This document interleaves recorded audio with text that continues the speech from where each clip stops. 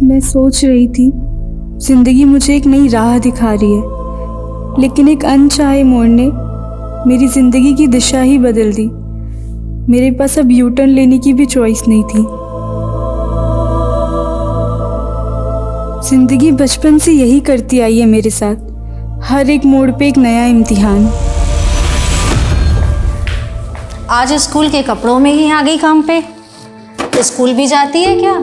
नहीं madam, mummy ने school 1 साल पहले ही छुड़वा दिया था।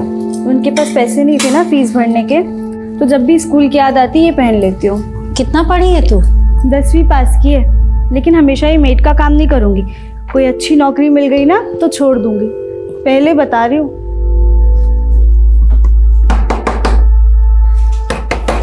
अरे कौन है? सर, क्या है? हेलो सर, हमारी कंपनी जेमिनाई मार्केटिंग ने ये नया फ्लास्क लॉन्च किया है। सिर्फ 600 रुपये का है, बहुत ही अच्छी क्वालिटी का है। नहीं चाहिए, ये तुम्हारा नाटक होता है। सर, मैं आपको 1000 में 2 दे दूंगी। सर, सुबह से एक भी नहीं बिका है, ले लीजिए ना, बहुत ही अच्छे मटेरियल का है। ये देखिए। अच्छा है, सब खरीद लेंगे हम तुम्हारा। आओ सब ले लेंगे।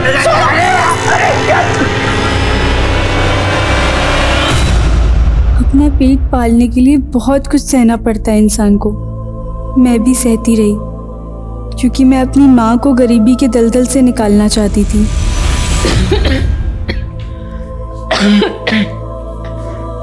माँ, अभी तो आप बुखार से उठी हैं ना, और फिर काम पर जा रही हैं। माँ, कब तक दूसरे घर के बर्तन धोती रहोगी? अब हमें काम मिल गया है ना, हम देख लेंगे। अरे बेटा, तेरे कमाने से घर तो चल जाएगा, लेकिन कल को तेरी शादी करनी है, उसके लिए मुझे भी काम करना पड़ेगा, समझी? शादी 2 इंसानों का मिलन, लेकिन अब शादी घर गृहस्थी का सुनते ही मन कांप उठता है। काश मैं कभी शादी ही ना करती।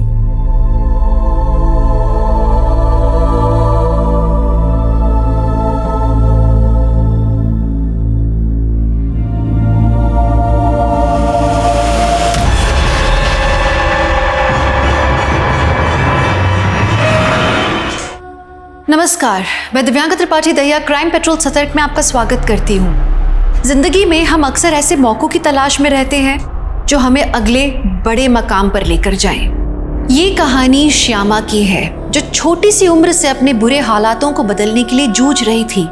हमारे समाज में अक्सर लड़कियों को लगता है कि शादी के बाद उनका करियर खत्म हो जाएगा। तो आखिर श्यामा के साथ हुआ क्या था? वो क्यों अपनी शादीशुदा जिंदगी को कोस रही थी?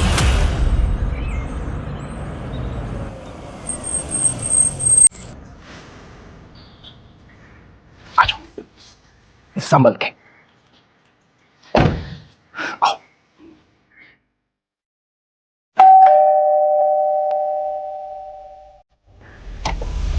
आओ, ये है मेरा छोटा सा घर। मेरा मतलब है हमारा घर। निमी, यहां आओ बेटा। श्यामा, ये है हमारी बेटी निमी। हेलो निमी बेटा। ना मैं आपकी बेटी हूँ और ना ही आप मेरी माँ। निमी, बिहेव योरसेल्फ। अगर ये औरत इस घर में रही ना तो मैं चली जाऊंगी। निमी, मेरी बात सुनो, देखो समझने की कोशिश करो। अब से ये तुम्हारी नहीं पापा, अगर आप मुझसे प्यार करते हो ना तो इस औरत को इस घर से बाहर निकाल। ये तुम्हारे लिए। कैसा लगा? बहुत अच्छा है। वो आपने निमी को कमरे में बंद कर दिया, मुझे बिल्कुल भी नहीं अच्छा लगा। क्या आप उसे बाहर निकाल? भूल जाओ उसे। मेरा मतलब है कि निमी पानी की तरह है, एकदम अशांत। मैं सुबह उससे बात कर लूंगा।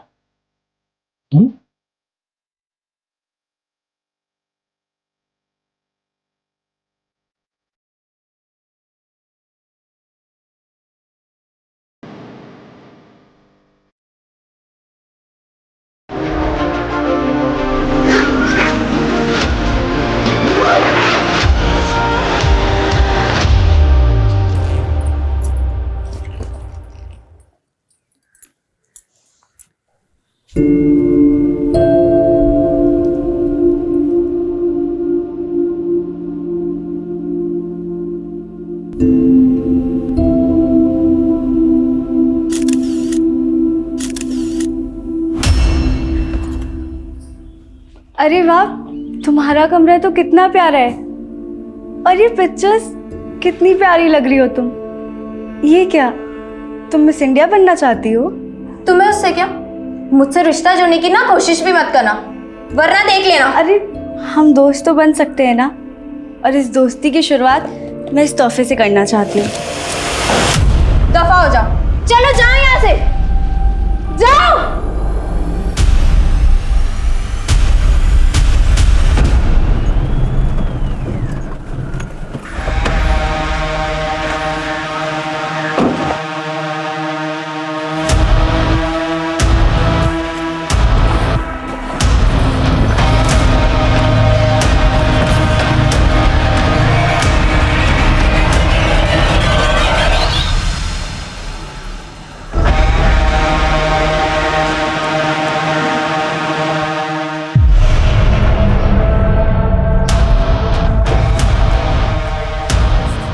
मनीष, पूरी रात कहाँ था तू?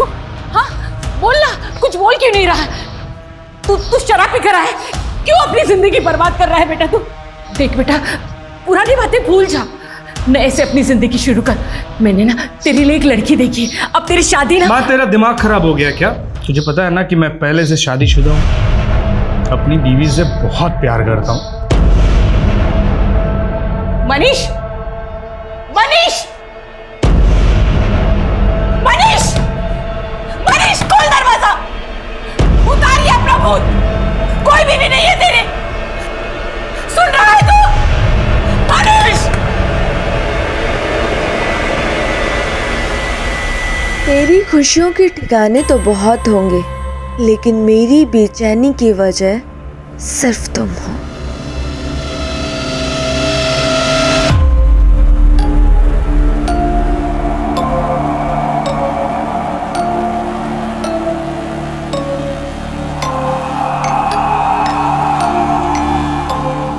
कहाँ थे पूरी रात से तुम? मालूम है तुम्हें, पूरी रात से जगी हुई हूँ मैं। सुन रहा है तू? मनीष!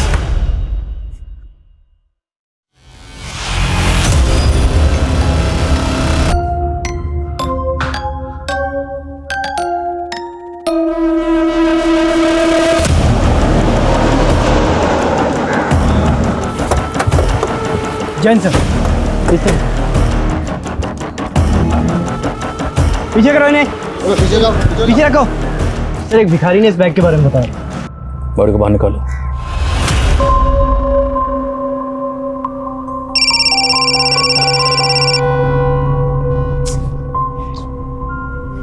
कौन है? वो आपने न्यूज़पेपर में ऐड डाला था ना, सेल्स एग्जीक्यूटिव वैकेंसी के लिए। Hello, Satnam enterprises. Wrong number.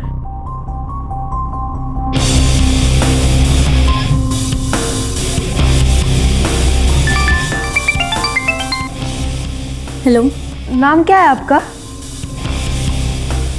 आप कौन? अभी आपने ही तो कॉल किया था। देखो, गलती से रॉन्ग नंबर लग गया तो। रॉन्ग नंबर तो आपने ही किया था ना। इसके बदले में आपको एक हैंडसम और डैशिंग लड़की के साथ दोस्ती करने का मौका मिल रहा है। मेरे पास एकदम फालतू चीज़ों के लिए टाइम नहीं है, तो दोबारा कॉल मत करना मुझे। Sexual assault?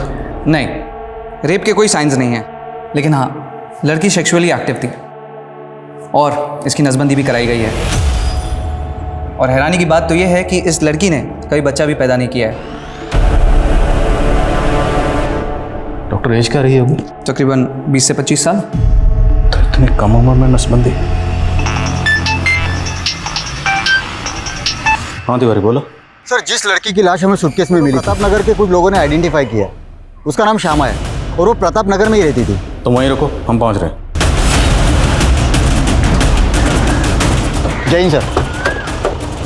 सर, यही श्यामा का घर है, लेकिन पड़ोसियों का कहना है कि पिछले कई दिनों से घर बंद है। हाँ साहब, श्यामा अपने पति रितेश और बेटी निम्मी के साथ यहीं रहती थी। श्यामा की बेटी?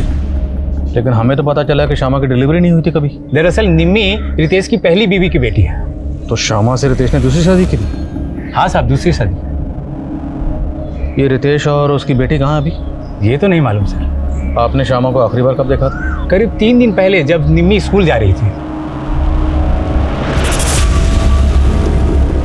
अच्छा, आपके पास रितेश का कोई फ़ोन नंबर या मोबाइल नंबर है? हाँ साहब, है ना।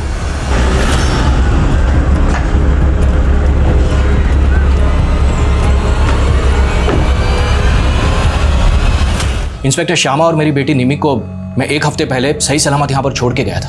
अगर श्यामा का मर्डर हुआ है इंस्पेक्टर, तो मेरी बेटी निमी कहाँ है? आपकी बेटी गायब है? यस। तो 1 हफ्ता पहले आप कहाँ गए थे? मैं काम के सिलसिले में आउट ऑफ टाउन था। तो इस दौरान आपकी बीवी से या बेटी से फ़ोन पर भी बात नहीं? बात हुई थी, 4 दिन पहले ही श्यामा से बात हुई थी मेरी। आपकी बीवी से बात क्या हुई थी? ये फालतू की बात आप बंद कीजिए। और हम फालतू सवाल नहीं कर रहे हैं, this is our job. Police होने का रौब मत दिखाइए officer. I am a reputed lawyer of this city. मेरी बेटी की मिसिंग कंप्लेंट फाइल कीजिए। आपके पास आपकी बेटी निमी की तस्वीर है? Of course. Smita, crime scene को दोबारा स्कैन करो। हो सकता है निमी की लाश भी वहीं कहीं है और हमारी उस पर नजर ना पड़ी। Yes sir.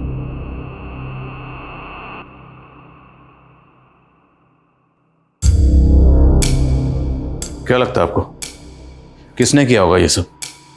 आपकी किसी से कोई दुश्मनी या कोई झगड़ा? नहीं, ऐसा कुछ भी नहीं था। अच्छा, हमें पता चला है कि आपकी बीवी श्यामा की नसबंदी हुई थी, आपने करवाई थी। क्या?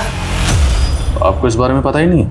नहीं। ये क्या कह रहे हैं आप? ये क्या बकवास कर रहे हैं? हम वही कह रहे हैं जो पोस्टमार्टम रिपोर्ट में लिखा है। आपकी और श्यामा की शादी कब हुई? करीब 6 महीने पहले। श्यामा की फैमिली में कौन कौन है? कोई नहीं था उसकी फैमिली में, अकेली थी, वो अनाथ थी। तो आपकी मुलाकात कब हुई और कैसे हुई? वो मेरी एम्प्लॉय थी। मेरे ऑफिस में एक टाइपिस्ट की ज़रूरत थी, इसलिए मैंने न्यूज़पेपर में ऐड दी थी। बस वो इंटरव्यू के लिए आई थी और तभी हम पहली बार मिले थे। सर, वो काफ़ी हार्ड वर्किंग और ऑनेस्ट थे। हम एक दूसरे को पसंद करने लगे। मुझे मेरी बेटी निमी के लिए एक माँ की ज़रूरत थी और इसीलिए मैंने श्यामा से शादी की थी। पर हमें तो आपके पड़ोसियों से पता चला है कि निमी मतलब आपकी बेटी और श्यामा की कभी बनती नहीं थी। This is all rubbish. शुरू में ऐसा था इंस्पेक्टर, लेकिन निमी ने श्यामा को मां के रूप में स्वीकार कर लिया था।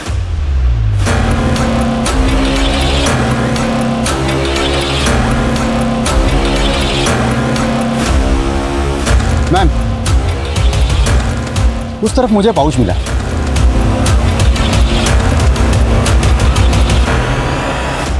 सर, ये सब हमें क्राइम सीन से थोड़ी दूरी मिला। कहना मुश्किल है कि इस सबका इस केस से कोई कनेक्शन हो। फिर भी पता लगाओ ये सब लड़के कौन है। और इस कागज़ पे ब्रेल लिपि में कुछ लिखा हुआ है, शायद किसी ने कोई मैसेज लिखा। एक्सपर्ट को दिखाओ, पता लगाओ इसमें क्या लिखा। Yes sir. और हमें इस बात पे फोकस करना है कि रितेश की बेटी निमी क्यों गायब, क्योंकि वो उसी दिन से गायब है जिस दिन श्यामा का कत्ल हुआ। तो क्या उसके गायब होने का श्यामा के कत्ल से कोई ताल्लुक है? और ये रितेश, इसे अपनी बीवी के मरने का इतना गम नहीं है जितना बेटी के खोने का। ये बंदा पक्का को छुपा रहा है। सर, उसने कहा था कि श्यामा अनाथ थी। शायद श्यामा का कोई ऐसा अतीत हो जिसके बारे में श्यामा ने रितेश को ना बताया हो। हेलो। क्या बात है, मेरे एक मैसेज करते ही कॉल बैक कर दिया। लगता है मुझे मेरे पैसे इजीली मिल जाएंगे। रत्ती भर की औकात नहीं है तेरी, कितना तू भीख मांगती है। भीख मांगने की नौबत तो तेरी आएगी, और अगर मैं पुलिस के पास गई ना तो तेरी वकालत हवालात में बंद हो जाएगी, समझा? देखिए, हमारी कोई मांग नहीं है, बस हमारे बेटे के लिए हमें बहू चाहिए। ये तो आपका बड़प्पन है, लेकिन रवीना मेरी इकलौती बेटी है। मैं इसकी खुशी के लिए कोई कमी नहीं रखूंगा। अरे मनीष, आओ बेटा। कैसे हो बेटा? वो क्या है ना, मनीष बहुत कम बोलता है। वो बहुत सिंपल रहता है, उसे अपने कपड़ों का भी ध्यान नहीं होता। बहुत सीधा है मेरा बेटा। भाई साहब, अगर आप चाहे तो मनीष और रवीना को एक साथ बात करने देते हैं। जी जरूर जरूर।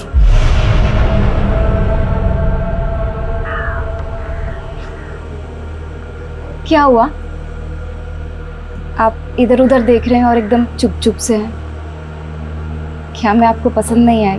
मैं एक्चुअली आपको धोखा नहीं देना चाहता। मैं पहले से शादीशुदा हूँ। क्या? तो फिर आपकी मम्मी ने हमें यहाँ क्यों बुलाया? एक्चुअली इसमें मम्मी की कोई गलती नहीं। वो मेरी बीवी को देख नहीं सकती ना।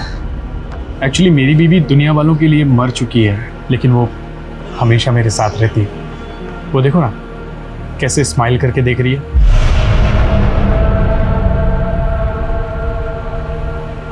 क्या बोल रही हैं? सच बोल रहा हूँ। सर, इस हैंडमेड ग्रीटिंग कार्ड में किसी ने ब्रेल लिपि में अपनी मम्मी के लिए बर्थडे विशेस लिखी है। तो श्यामा और रितेश का किसी ब्लाइंड पर्सन से कोई ताल्लुक? सर, फिलहाल तो ऐसा कुछ पता नहीं चला है, पर सर रितेश के पड़ोसी ने बताया था कि उसने 7 तारीख को श्यामा और निम्मी को देखा था जब निम्मी स्कूल जा रही थी। पर सर, जब मैंने निम्मी के स्कूल में चेक किया तो निम्मी 7 तारीख को स्कूल में एब्सेंट थी। और सर 7 तारीख को ही रितेश के फ़ोन पे ना किसी के कॉल्स आए, ना उसने किसी को कॉल्स किए। और सर कॉल रिकॉर्ड्स के मुताबिक रितेश को डेली ऑन एवरेज 50 से 60 कॉल्स आते हैं और 7 तारीख को एक भी नहीं। मतलब 7 तारीख को उसने अपना फोन बंद रखा हुआ था। ये बंदा मुझे शुरू से गड़बड़ लग रहा है। और सर एक और इन्फॉर्मेशन मिली है, रितेश एक कमला नाम की औरत के साथ फ़ोन पे रेगुलरली टच में था। शायद उन दोनों का कोई अफेयर हो। मुझे तो रितेश और श्यामा का रिलेशनशिप ही अटपटा लग रहा है। हो ना हो, रितेश की बेटी निम्मी इस केस की कड़ी है, क्योंकि वो उसी दिन से गायब है जिस दिन श्यामा का कत्ल हुआ। और अगर निम्मी 7 तारीख को स्कूल नहीं पहुंची तो फिर निम्मी गई कहाँ? ये लो, पहन लो इसे। मुझे कुछ नहीं चाहिए, मुझे घर वापस जाना है। अरे क्या करोगी घर जाकर? यहाँ तुम्हें सब कुछ तो मिलता है। नहीं, मुझे पापा के पास जाना है। अच्छा ठीक है, चलते हैं पापा के पास भी, लेकिन उससे पहले तुम्हें यहाँ रहकर एक कोर्स करना पड़ेगा। कोर्स? कैसा कोर्स? क्या जरूरत थी तुम्हें उस लड़की के सामने अपना ये पागलपन दिखाने की? कितना अच्छा रिश्ता है तो तुम्हें पता है? ये रिश्ता जरूर होगा माँ, क्योंकि रवीना मुझे पसंद आई। उसके जिस्म। ये क्या बकवास कर रहा है तू? बकवास नहीं माँ, इश्क। अब वो ना भी करेगी ना, तब भी उसे उठा कर ले आऊंगा।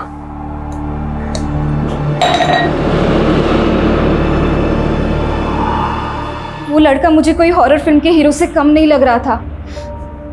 मुझे तो उसके साथ खड़े रहने में भी डर लग रहा था।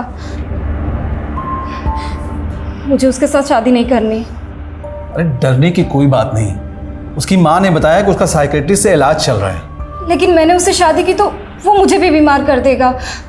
मुझे उससे शादी नहीं करनी है। विधवा माँ की इकलौती औलाद है मनीष।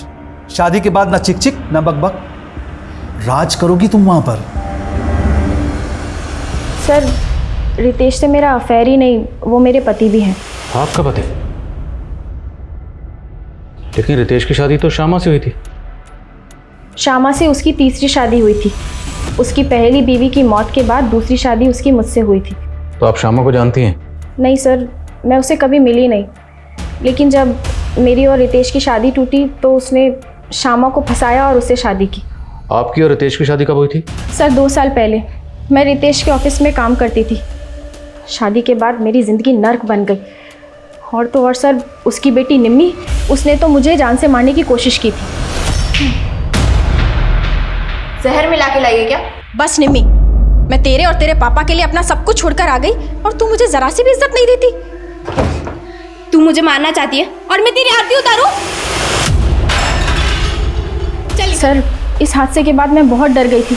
मैंने रितेश से कहा कि मैं अब इस लड़की के साथ नहीं रह सकती, इसे हॉस्टल में डाल दो।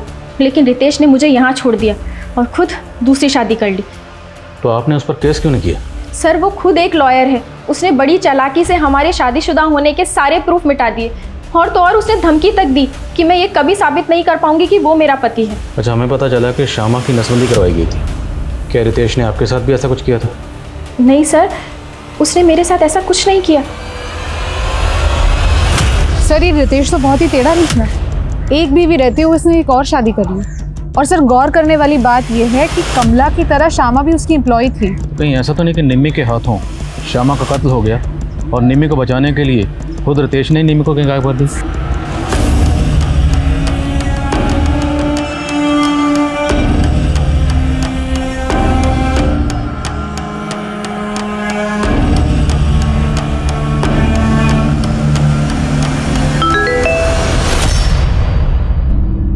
अगर तुमने मुझसे दोस्ती नहीं की तो मैं सुसाइड कर लूँगा और इसकी जिम्मेदार तुम होगी।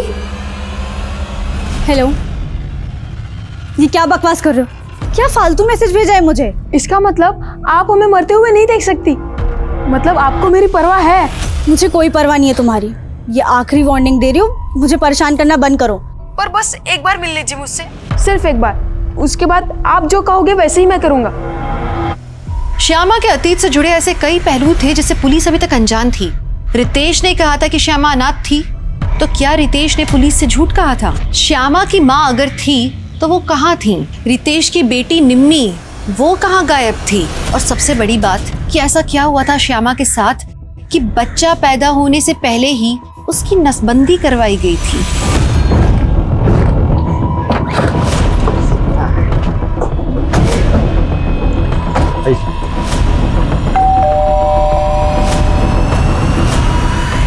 हमें आपके घर की तलाशी लेनी। मेरे घर की तलाशी? और क्यों? सर्च वारंट है हमारे पास। चेक करो सब जगह, कहीं ब्लड के ट्रेसेस गो। ब्लड के ट्रेसेस? दिमाग तो ठीक है आपका इंस्पेक्टर, श्यामा का मर्डर यहाँ कैसे हो सकता है? देखिए आप वक्त बर्बाद कर रहे हैं। मेरी बेटी निम्मी गायब है, आप उसको ढूंढिए प्लीज। ढूंढना तो हमारा काम है, छुपी हुई चीज़ों को, छुपाई हुई चीज़ों को ढूंढकर बाहर निकालना। और हमें पता लगा है श्यामा से पहले आपकी शादी कमला के साथ हुई थी या नहीं? हाँ हुई थी, पर उस औरत की बात पर भरोसा मत कीजिए इंस्पेक्टर, वो बहुत ही तेज औरत है। पैसे के लिए मुझसे शादी की थी उसने, और आए दिन ब्लैकमेल करके पैसे एकती रहती है मुझसे। जिस दिन श्यामा का कत्ल हुआ उस दिन आपका फोन स्विच ऑफ था, क्यों? हाँ, एक केस के सिलसिले में मैं रूरल एरिया में गया था, वहाँ पर नेटवर्क नहीं था। देखिए ये तामझाम आप बंद कीजिए, यहाँ पर आपको ये मेरी कैश और ज्वेलरी, मेरी कैश और इंस्पेक्टर मेरी कैश और ज्वेलरी यहाँ से गायब है। तो आपने चेक क्यों नहीं किया? कि इंस्पेक्टर मेरी बेटी निम्मी गायब है, अब उस टेंशन में मैंने ध्यान नहीं दिया। लेकिन श्यामा तो मरी ही मिली और उसकी लाश के पास हमें ऐसा कुछ नहीं मिला। बची आपकी बेटी निम्मी, तो हो सकता है वही लेकर भागी हो। क्या बकवास कर रहे हैं इंस्पेक्टर, मेरी बेटी ऐसा कुछ नहीं कर सकती।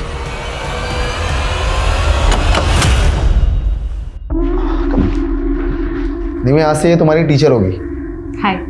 जो तुम्हें कोर्स करवाएगी। मुझे कोई कोर्स नहीं करना, बस मुझे घर वापस जाना है। अगर घर वापस जाना है ना तो जो भी टीचर सिखाए वो सीखना पड़ेगा, वरना देख लेना। All yours. Hi Nimmi, nervous मत हो। तुमने भी मेरे पापा के साथ शादी की है क्या, जो मुझे पटाने की कोशिश कर रही हो? जोक्स अच्छे मार लेती हो, लेकिन तुम्हें अपने लुक्स और डिक्शन पर काम करना होगा। मिस इंडिया कॉन्टेस्ट में ये सब बहुत मायने रखता है। Miss India contest? हाँ, मिस इंडिया। लेकिन आपको कैसे पता चला कि मैं मिस इंडिया बनना चाहती हूँ? मैंने निम्मी की फ्रेंड पूजा है। 7 तारीख को श्यामा यहाँ आई थी और पूजा से निम्मी के बारे में पूछ रही थी। पूजा, वो निम्मी अभी तक स्कूल से नहीं लौटी है, तुम्हें पता है कहाँ है? पर निम्मी तो आज स्कूल ही नहीं आई ना। क्या? फिर मैं और आंटी हमने निम्मी को बहुत जगह ढूंढा पर वो कहीं नहीं मिली। तुम्हें पहले ही पता था कि निम्मी के माँ का मर्डर हो गया है, लेकिन ये बात फिर भी तुमने हमसे छुपाई। मैं बहुत डर गई थी, मुझे कुछ समझ नहीं आ रहा था, इसलिए मैं नहीं आई। अगर पूजा सच कह रही है तो इसका मतलब तो ये हुआ कि निम्मी पहले गायब हुई, उसके बाद श्यामा का कत्ल हुआ। तो मतलब श्यामा के कत्ल के तार निम्मी के गायब होने से जुड़े हो सकते हैं। इस लिहाज से ये पता करना और भी ज़रूरी है कि निम्मी कहाँ है। सर मैंने श्यामा के CDR चेक किए। 7 तारीख को श्यामा को एक फेक नंबर से फ़ोन भी किया गया था। नहीं, तुम मुझे कुछ मत करना, मैं ज़्यादा कैश और ज्वेलरी लेके आती हूँ। तो मतलब पूरे चांसेस हैं कि 7 तारीख को किसी ने निम्मी को किडनैप किया हुआ और किडनैपर्स ने एक फेक आईडी के नंबर से। सर, तो आप कह रहे हैं कि श्यामा उस दिन अपने घर से कैश और ज्वेलरी लेके किडनैपर्स को देने गई होगी, और जब श्यामा किडनैपर्स को पैसे देने गई तब उसका मर्डर कर दिया गया। शायद ऐसा ही हुआ होगा, लेकिन अब ये पता करना ज़रूरी है कि निम्मी कहाँ है। इथिक्स नहीं, एथिक्स ऐसे प्रोनाउंस करो। एक बार बोल के बताओ। एथिक्स। सर दुर्गानगर में। वर्मा, पूरे दुर्गानगर में पता करो, क्या 7 तारीख को श्यामा और निम्मी को वहाँ देखा गया था? Okay sir. सर, एक सवाल अभी भी वहीं का वहीं है, श्यामा की नसबंदी क्यों की और किसने करवाई? ढूंढेंगे, अब इस केस में हर सवाल का जवाब ढूंढेंगे। वर्मा, पता करो श्यामा शादी से पहले कहाँ रहती थी, किस किस के कॉन्टैक्ट में थी, पैन इमेज की तस्वीर दो, सब जगह इसकी फ़ोटो सर्कुलेट करो। शायद कोई तस्वीर देखकर पहचान के लिए सामने आए। सर, और क्राइम सीन के पास पाउच में ये जो तस्वीरें मिली थी, इन पर कोई लीड? सर, हमारी कोशिश चालू है, पर फिलहाल कोई लीड नहीं मिली है। Aadhaar card, PAN card, voter ID सब जगह चेक करो, कहीं ना कहीं कोई ना कोई तस्वीर जरूर मैच करेगी। Yes sir. पुलिस ने निम्मी के किडनैप होने की थ्योरी तो बनाई थी, लेकिन निम्मी जिन लोगों के बीच रह रही थी, क्या वो वाकई में निम्मी के किडनैपर्स थे? आखिर वो लोग क्यों और किसके कहने पे निम्मी को मिस इंडिया कॉन्टेस्ट के लिए प्रिपेयर कर रहे थे? श्यामा के कातिल को ढूंढने के लिए पुलिस ने अपने खबरी नेटवर्क को एक्टिव तो कर दिया था, लेकिन क्राइम सीन पर मिली वो फोटोग्राफ्स और ब्रेल लिपि में लिखे हुए ग्रीटिंग कार्ड का इस केस से क्या संबंध था? पुलिस को तो अभी तक इस बात का भी जवाब नहीं मिला था कि श्यामा की नसबंदी किसने और क्यों करवाई थी। तो क्या पुलिस ठीक तरीके से श्यामा के अतीत को इन्वेस्टिगेट कर रही थी? हाय,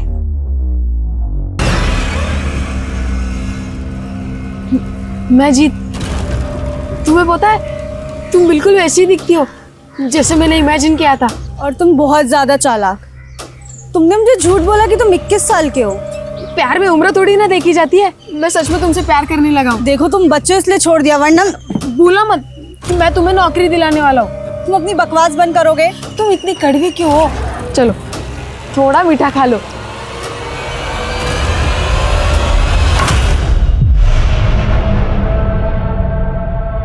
खुशबुओं के मकान नहीं होते, जहां हवा ले जाती है बिखर जाती है। आप शायरी भी कर लेते हैं? आंचल करती है। आज आंचल को तुम्हारा जिस्म और तुम्हें आंचल का नाम दे रहा हूं। आप चाहे मुझे आंचल कहे, कविता या फिर सपना,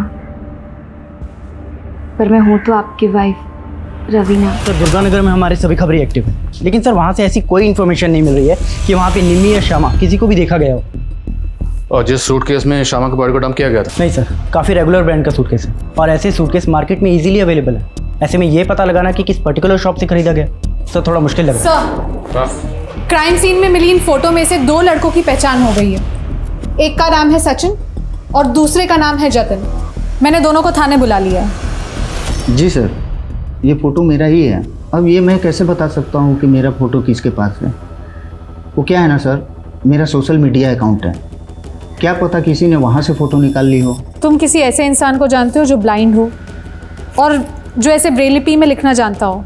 नहीं मैम, मैं ऐसे किसी भी इंसान को नहीं जानता हूँ और ना ही मैं किसी रितेश, श्यामा या निम्मी को जानता हूँ।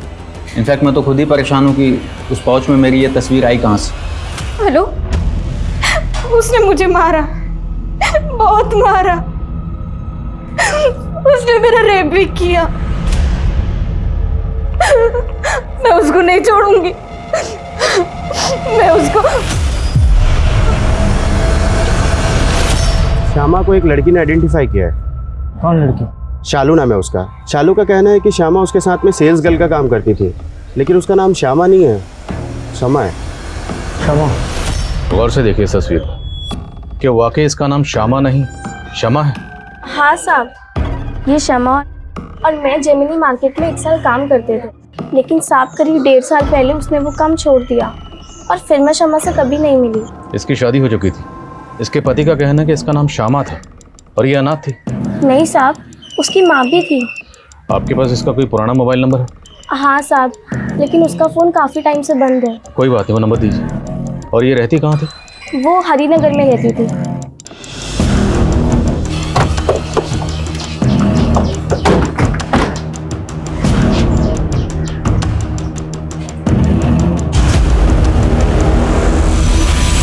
ये तो शमा है, ये अपनी माँ के साथ यही रहती थी। इसकी माँ भी कहाँ रहती है? इसकी माँ का तो 3 महीने पहले देहांत हो गया था। उसके बाद शमा भी कहाँ से कहीं चली गई, तब से इधर ताला लगा है। अच्छा, शमा की शादी हुई थी? नहीं, लेकिन उसकी माँ उसके लड़का जरूर देख रही थी। Thank you. सर, शमा और श्यामा नाम में कोई ज़्यादा डिफरेंस नहीं है। शायद न्यूमरोलॉजी का कोई चक्कर होगा, इसलिए शमा ने अपने नाम में वाई ऐड कर दिया। लेकिन वो अपनी माँ के साथ इस घर में रहती थी। 3 महीने पहले उसकी माँ गुजर गई और 6 महीने पहले उसने रितेश से शादी की, जबकि रितेश कह रहा है कि वो अनाथ थी। सर, एक 50 साल के आदमी ने इतनी कम उम्र की लड़की के साथ शादी की। सर, मुझे लगता है शमा और उसकी माँ पे कोई दबाव होगा शादी के लिए। पहले तो हमें ये पता करना होगा कि वाकई उसने अपना नाम बदला था, और अगर बदला था तो क्यों। मैं इस घर की तफ्तीश के ऑर्डर निकलवाता हूँ, तब तक रितेश को बुलाओ जरा थाने में। Yes sir. उसका नाम श्यामा था, शमा नहीं, और वो अनाथ थी, और ये उसी ने मुझे कहा था। अब उसने मुझे झूठ बोला या सच, ये मुझे नहीं पता। उस दिन क्या कहा था आपने मेरे कैबिन में? You are a reputed lawyer, लेकिन आपको ये नहीं पता कि आपकी बीवी सच बोली थी या झूठ बोली थी। पर हमें पता है कि आप झूठ बोल रहे हैं। मैं झूठ क्यों बोलूंगा इंस्पेक्टर? उल्टा मुझे श्यामा पे शक है। तो जिसका कत्ल हुआ उसी पे शक? कहना क्या चाहते हैं? मैं सिर्फ इतना कहना चाहता हूँ इंस्पेक्टर कि ये फालतू की इन्वेस्टिगेशन आप बंद कीजिए और मेरी बेटी निम्मी को ढूंढिए। सच खुद ब खुद आपके सामने आ जाएगा। ठीक है, लाइए आपकी बेटी को सामने। बोलिए, निम्मी को कहाँ छुपा रखा है? मैं क्यों छुपाऊंगा अपनी बेटी को?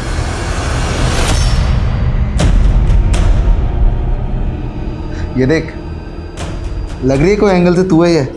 पूरी आइटम बॉम्ब लग रही है। देखो, तुमने जो कहा वो मैंने किया। अब तुम मुझे पापा से मिला दो। अभी काम पूरा नहीं हुआ है, बहुत काम करना बाकी है तुम्हें अभी। अब मुझे और क्या करना होगा? वक्त आने पे सब कुछ पता लग जाएगा।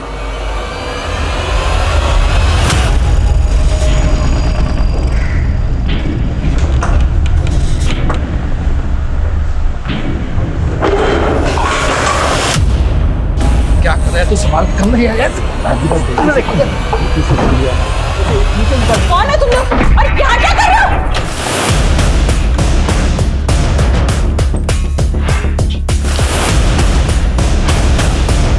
देखो सब जगह।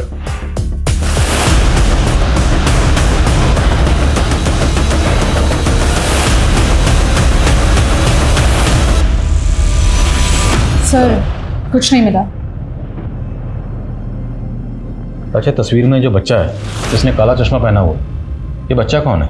ये बिट्टू है साहब, ये ब्लाइंड है। ये अपनी माँ कुसुम के साथ यही पड़ोस में रहता था। ये और इसकी माँ काफ़ी घुल मिल गए थे शमा और उसकी माँ के साथ।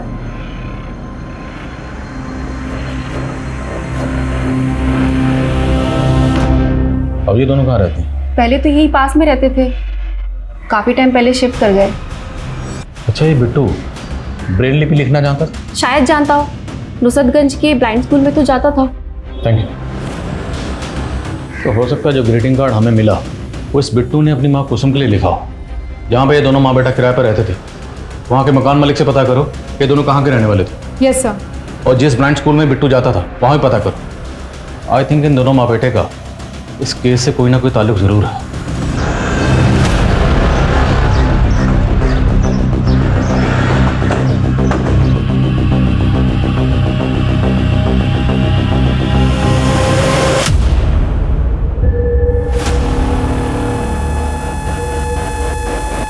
सर, 2 आदमी थे, मुंह पे गमछा बांधा हुआ था। लेकिन सर, मुझे भी चोट लगी है और मैं बेहोश हो गई थी, तो शायद उन्हें लगा होगा कि मैं मर गई हूँ। सर, शालू ने हमें जो शमा का नंबर दिया था, मैंने उसके कॉल डिटेल्स चेक की। सर, वो नंबर 3 महीने पहले तक शमा की माँ की मौत तक एक्टिव था। और सर, उस नंबर पे शमा को एक महेंद्र नाम का आदमी लगातार कॉल किया करता था। ये देखिए सर, ये है महेंद्र। मिलो इस महेंद्र से, हो सकता है काम की बात पता चले। Okay sir.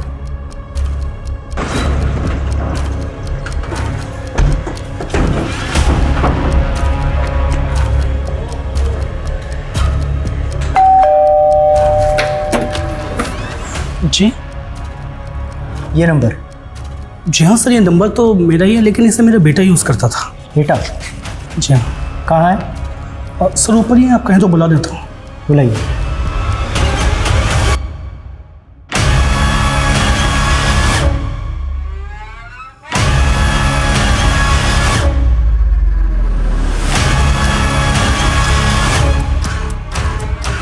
तो तुम यूज़ करते थे अपने पापा का नंबर? हाँ, मैं यूज़ करता था नंबर, पर वो फ़ोन तो खो गया।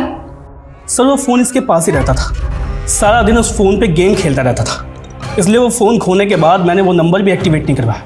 अच्छा, उस नंबर से एक शमा नाम की लड़की को फ़ोन किया जाता था। शमा को तो जानती ही होगे तुम। शमा? कौन शमा? ये देखो, ये शमा है, जानते हो ना इसे? नहीं सर, मैं इसे नहीं जानता। सर, कहाँ? मैंने उस ब्लाइंड स्कूल में बात की जहाँ पे बिट्टू पढ़ा करता था। उसने स्कूल 6 महीने पहले ही छोड़ दिया था और स्कूल रिकॉर्ड्स में बिट्टू की माँ कुसुम का वही एड्रेस मिला जहाँ पे वो रहा करते थे, किराए पे। और कुसुम के घर का कोई रेंट एग्रीमेंट भी नहीं है कि उसका नेटिव एड्रेस पता चल सके। लेकिन सर, स्कूल रिकॉर्ड्स में बिट्टू के फादर महेश की डिटेल्स मिली है। ये है बिट्टू का फादर महेश। और सर, स्कूल के प्रिंसिपल ने वो ग्रीटिंग कार्ड भी देखा। उनका कहना है कि वो ब्लाइंड स्टूडेंट्स से ऐसी एक्टिविटीज़ कराते हैं कि वो ब्रेल लिपि में अपने लव्ड वंस के लिए कार्ड्स लिख सके। सर, मुझे तो लगता है बिट्टू ने ये कार्ड अपनी माँ कुसुम के लिए लिखा होगा। और ये सब कुछ हमें मिला उस जगह पर जहाँ पर हमें शमा की डेड बॉडी मिली। एक काम करो, ये दोनों लड़के सचिन और जतिन, बुलाओ इन दोनों को। Yes sir. इस बिट्टू को तो मैं नहीं जानता हूँ, लेकिन हाँ ये औरत, इसे जानता हूँ सर। ये एक मैच मेकर है और मैंने अपनी फ़ोटोज़ इसे ही दी थी। और इसी औरत ने सर मेरी शादी गरिमा नाम की एक लड़की से करवाई थी। लेकिन सर शादी के 2 महीने भी नहीं हुए थे कि वो लड़की मेरे घर से सारे गहने जेवर कैश सब लेके भाग गई सर इस औरत ने मेरी शादी सुनीता नाम की एक लड़की से करवाई थी और सुनीता मेरे घर में चोरी करके भाग गई और फिर ये मैच मेकर भी गायब हो गई। तो तुमने पुलिस में कंप्लेंट क्यों नहीं की? एक्चुअली सर बहुत मुश्किल से मेरी शादी हुई थी और लोगों को ये पता चलता कि शादी के बाद लड़की भाग गई है तो उनको यही लगता कि शायद मुझ में ही कोई कमी है। सर मैंने रितेश को बिट्टू और उसकी माँ कुसुम दोनों की फ़ोटो दिखाई। उसका कहना है कि उसने शमा के साथ किसी मैच मेकर के जरिए शादी नहीं की थी। शमा उसकी एम्प्लॉय थी और दोनों के बीच में लव मैरिज हुई थी। तो फिर सवाल ये है कि शमा एक ऐसी औरत का टच में क्यों थी जिसने 2 लड़कों के साथ फरेब किया, धोखाधड़ी की, और उन दोनों लड़कों की तस्वीरें हमें मिली शमा की डेड बॉडी के पास। तो जो बाकी लड़कों की तस्वीरें मिली थी वो कौन है, पता लगाओ। और कुसुम और उसके हस्बैंड के लिए लुकआउट नोटिस जारी करो और आसपास के इलाकों में जितने भी इस तरह के धोखाधड़ी के केसेस हुए सबकी लिस्ट बनाओ। Yes sir. जहाँ पे एक मनीष नाम के लड़के और उसकी माँ आशा का मर्डर हुआ है सर, इस मनीष ने इस रवीना नाम की लड़की से शादी की थी सर। मर्डर के वक्त ये रवीना भी जख्मी हो गई थी और बाद में लोकल पुलिस ने पाया कि रवीना गायब है। फरीदाबाद पुलिस ने इसके पिता की भी तस्वीर दी और सर इस लड़की का पिता और कोई नहीं बल्कि कुसुम का पति महेश है। सालो, तुम लोग मुझे छोड़कर भाग गए। रवीना गुस्सा मत कर यार, तुझे पता है ना उस दिन क्या हो गया।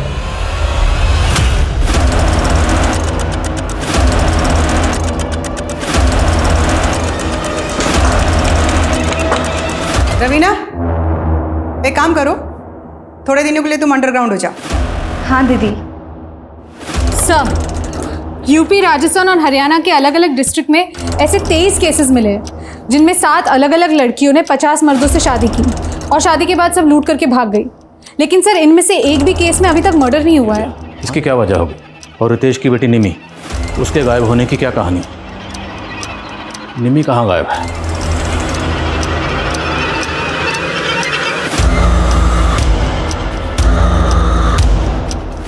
अरे वाह गिरीश, तुमने तो इस लड़की की चालधानी बदल दी। अब तो इसके लिए नया लड़का देखना पड़ेगा। सर क्राइम सीन में मिली इन फोटोज में से 5 और लड़कों की पहचान हो गई है, जय, मुकुंद और सोम। मैंने पता किया, इन तीनों की शादियां हो गई है, लेकिन सर अब इनकी भी बीवियां गायब हैं। और सर ये 2 लड़के अजय और कुणाल, इन दोनों की अब तक शादियां नहीं हुई है। मुमकिन है कि कुसुम अब इन दोनों के लिए लड़का ढूंढ रही हो। ये दोनों कुसुम के अगले बकरे हो सकते हैं। इन दोनों की एक्टिविटीज़ पर नजर रखो। Yes sir. नमस्ते। काव्या मेरी इकलौती बेटी है, मैं इसकी खुशी के लिए कोई कमी नहीं रखूंगा।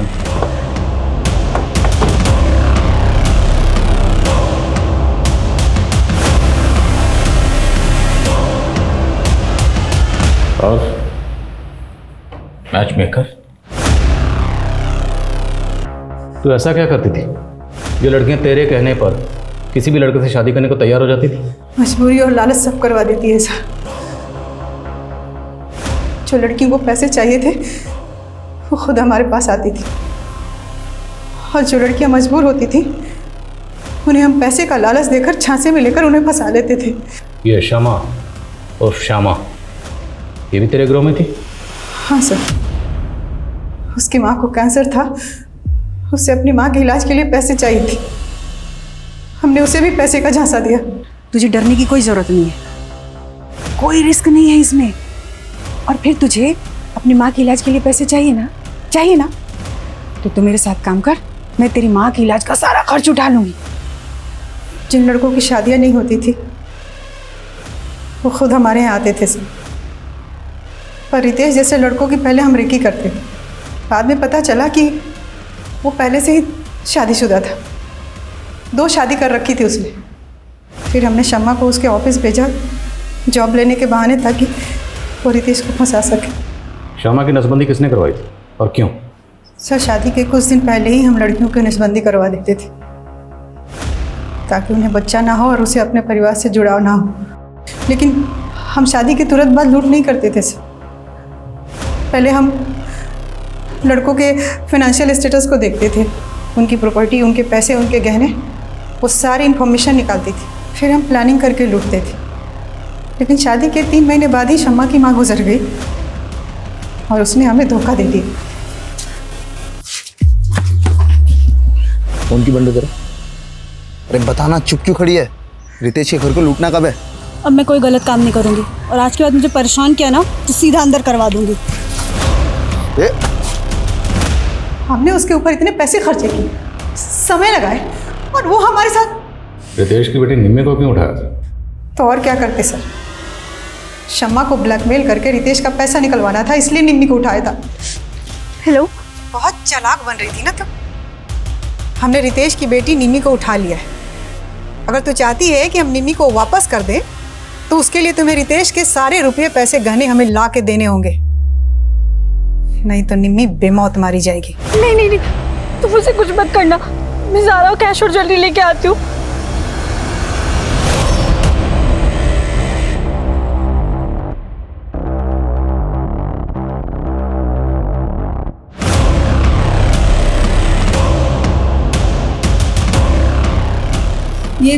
ये दरवाज़ा क्यों बंद किया? मैं सारी कैश और ज्वेलरी ले आई हूँ। निम्मी को प्लीज़ छोड़ दो।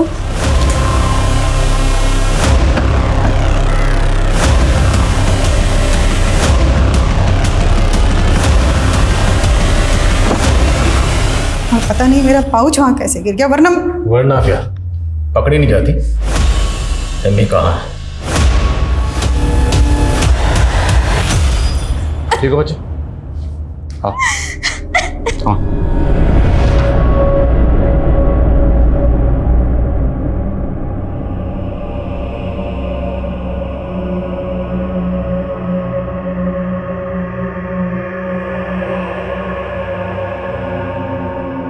हनी ट्रैप के तो हमने अब तक बहुत केसेस देखे हैं, लेकिन औरतों के गैंग और उनके द्वारा की गई वारदातों का ये एक चौंकाने वाला केस था, जिसमें 9 औरतों के द्वारा की गई फेक मैरिजेस और धोखाधड़ी के 50 से भी ज्यादा मामले सामने आए।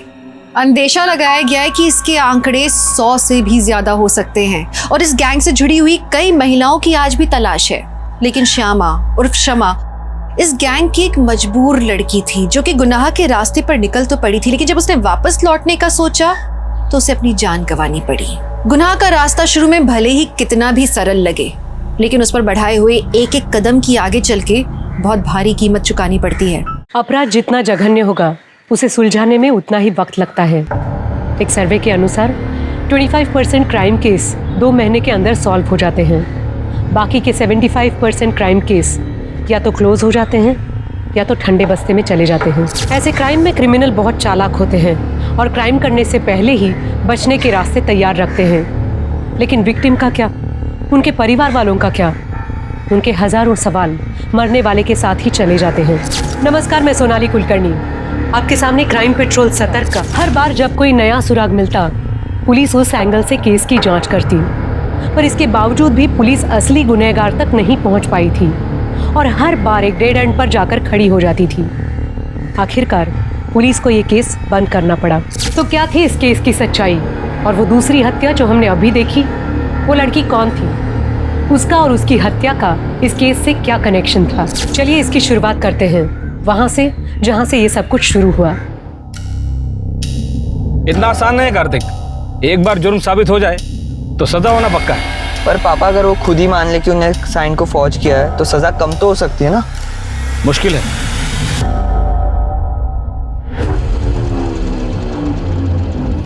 पुलिस को फोन कर और सिटी हॉस्पिटल बुला। जी बाबा। अरे व्हाट बॉय, जल्दी जल्दी। सर, मैंने ही आपको फ़ोन किया था। मुकेश जी को हॉस्पिटल लाते वक्त हमने उनका स्टेटमेंट रिकॉर्ड किया, पर इससे पहले कि उनका स्टेटमेंट पूरा होता वो बेहोश हो गए। कहाँ है वो रिकॉर्डिंग? सर, मेरा नाम कार्तिक ठाकुर है। मैं अपने पापा प्रवेश ठाकुर के साथ एमजी रोड से जा रहा था। नलिन मुझ पर ये क्या कह रहे हैं मुकेश? सुरेश और नलिन? मैं पैदल जा रहा था, वो लोग रास्ते से आए और गोली चला दी। नलिन ने बड़ी कंपनी से। किसका आइडिया था? मुकेश जी। और सर अगर वो नहीं भी बोलते ना तो मैं उनका स्टेटमेंट जरूर रिकॉर्ड करता अपनी सेफ्टी के लिए। सर ये उनका वॉलेट है, चेक करो। सर हमने उनकी फैमिली को फ़ोन कर दिया है, उनके बेटे और वाइफ आते ही होंगे। गुड। शर्मा और इंस्पेक्टर साहब कैसे हो गया ये सब कुछ? वो ठीक तो है?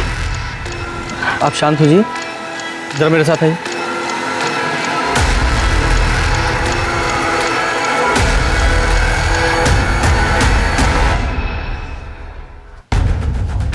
ये मुकेश जी ने अपनी रिकॉर्डिंग में कहा है कि उनके पार्टनर्स सुरेश और नलिन उन्होंने उन पर हमला किया है। हो सकता है बिजनेस से रिलेटेड कोई प्रॉब्लम हो। आप बता सकती हैं उनका बिजनेस में कोई प्रॉब्लम चल रहा था क्या? इंस्पेक्टर साहब,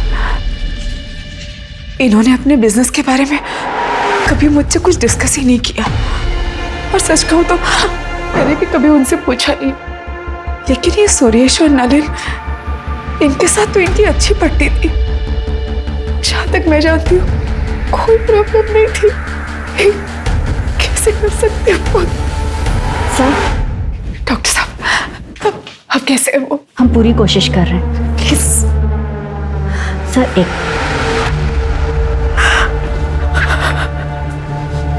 ये सब क्या हो गया? सर, पेशेंट की कंडीशन काफ़ी क्रिटिकल है, बचने के चांसेस बहुत कम है। अगर आपको स्टेटमेंट लेनी है तो आप बात कर लीजिए। Thank you doctor. Mukesh ji, ये देखिए, ये रिकॉर्डिंग देखिए। आप बिना प्रेशर लिए सिर्फ इशारे में बताइए, क्या ये स्टेटमेंट आपने रिकॉर्ड किया अपनी मर्जी से?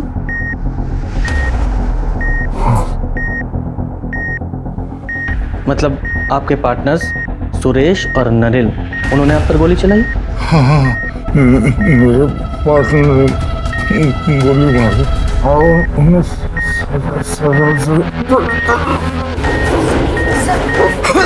आप बाहर जाइए। नर्स, बैग नीचे करो।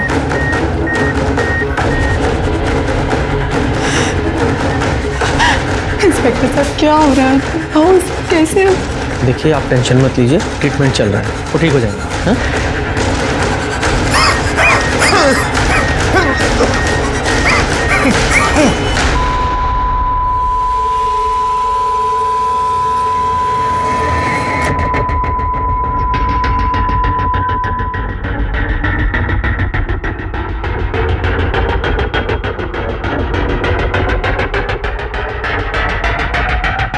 I'm sorry, he's no more.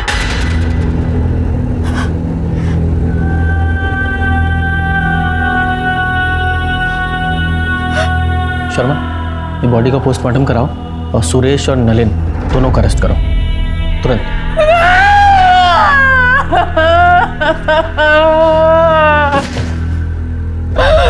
कैसे कर सकते हो?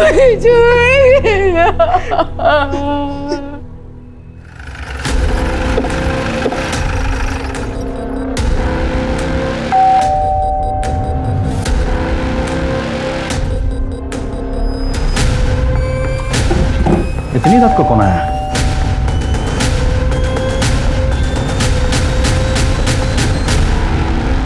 सुरेश गुप्ता। जी मैं ही सुरेश गुप्ता हूँ। और बात क्या है? हम आपको अरेस्ट करने आए, घर की तलाशी लो। अरे एक मिनट, अरेस्ट किस लिए? मुकेश अग्रवाल के कत्ल के जुर्म में। क्या? मुकेश का मर्डर? हाँ, अभी कुछ देर पहले ही मुकेश का मर्डर हुआ है एमजी रोड। मरने से पहले उसने तुम्हारा और सुरेश गुप्ता का नाम लिया। गुप्ता, पूरा घर चेक करो। सर, आपको कोई गलतफहमी हुई है। मेरे पति मुकेश जी को सपने में भी कोई नुकसान नहीं पहुंचा सकते हैं। आपके पास इसके अलावा कोई प्रूफ है कि मेरे पापा ने किया है? आप वारंट लेके आइए। हमें हमारा काम पता है, इन्वेस्टिगेशन के बीच में बाधा मत डाली। मैडम, पूरे घर की तलाशी ली, कुछ नहीं मिला, और घर में दूसरा कोई है भी नहीं। फैमिली कहाँ है तुम्हारी? मैं बैचलर हूँ, इसलिए अकेला रहता हूँ। चलो। क्या कर रही है? सर रुकिए सर।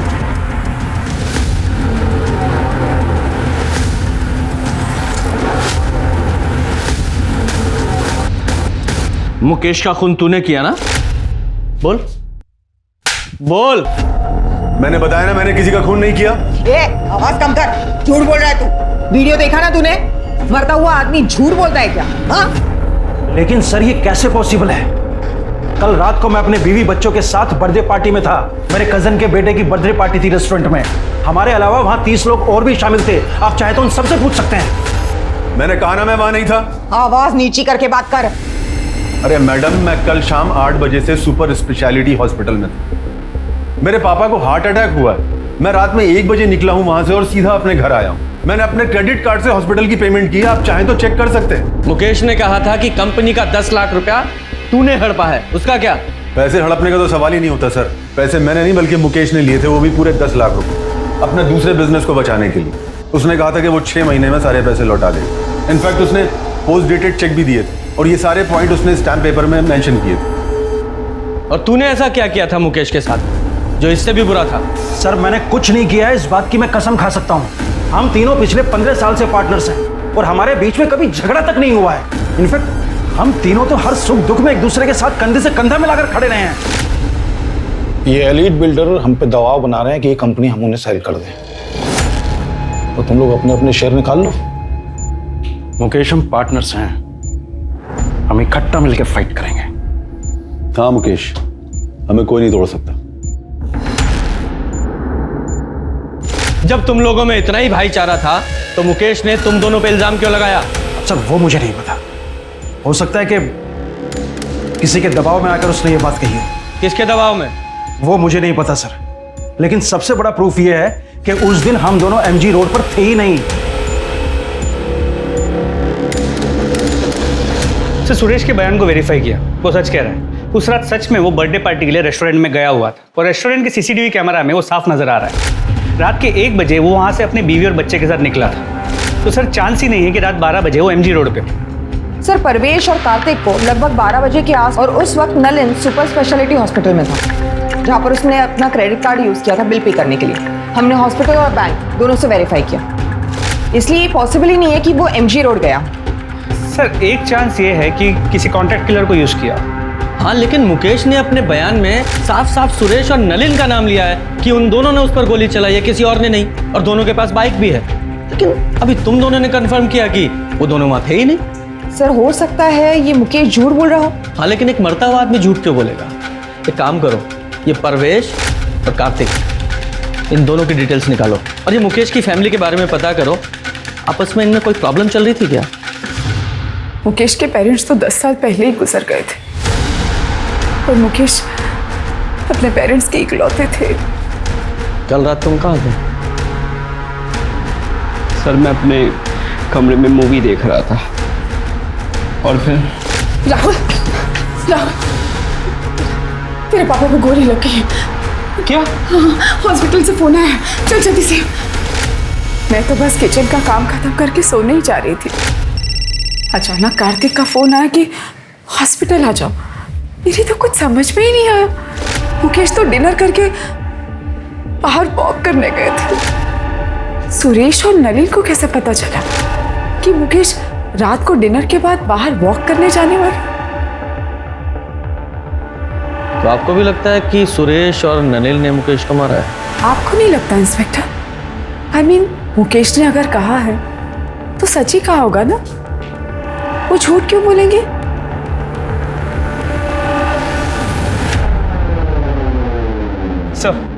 सर पोस्टमार्टम रिपोर्ट के हिसाब से मुकेश की मौत एक्सेसिव ब्लीडिंग की वजह से हुई है।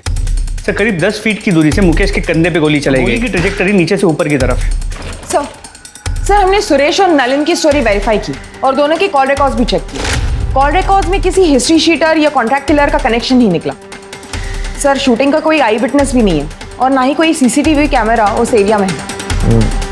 रुको, आप ऐसे अंदर नहीं जा सकते। देखिए मैं 2 मिनट ही बात करना चाहती हूँ, प्लीज। इंस्पेक्टर साहब, मुझे पहचाना ना आपने? मुकेश की वाइफ। हाँ बोलिए। सर मैंने सुना है कि आप नलिन और सुरेश को छोड़ रहे हैं, क्या ये बात सच है? हेलो। हाँ, छोड़ना ही पड़ेगा ना, क्योंकि मुकेश जी का स्टेटमेंट हमारी इन्वेस्टिगेशन के फैक्ट से मैच नहीं करता और उन दोनों के खिलाफ हमारे पास कोई पुख्ता सबूत नहीं है, इसलिए हम उन्हें ज्यादा दिन कस्टडी में नहीं रख सकते। लेकिन सर आप भी जानते हैं खून हुआ है मेरे पति का, कुछ भी कीजिए हाथ छोड़ रही हूँ आपके आगे। जिसने भी मेरे पति को मारा वो को मुझे इंसाफ चाहिए।